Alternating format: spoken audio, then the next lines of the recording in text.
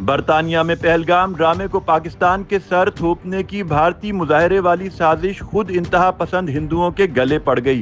पाकिस्तान पर हमले की गीदड़ भपकियां देने वाले हिंदू मुजाहरीन बरतानवी पुलिस को देखकर ऐसा दुम दबाकर भागे कि बस।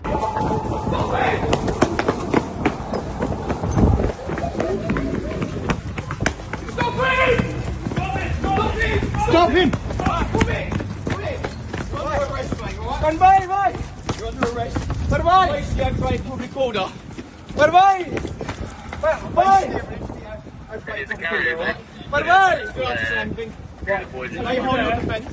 मुलाहिजा फरमाएं, ये बंदर की शक्ल वाला शरणार्थी कैसे झूम झूम कर पाकिस्तान के खिलाफ नारे लगा रहा था, मगर इसके सारे भरम उस वक्त टूट गए जब पुलिस ने इसे आड़े हाथों लिया। पहले तो ये अपनी जान बचाकर भागा और उसके बाद जब पुलिस ने इसे दबोच लिया तो इसके अंदर का अभिनंदन भी जाग उठा और ये माफियों तलाफियों पर उतर आया।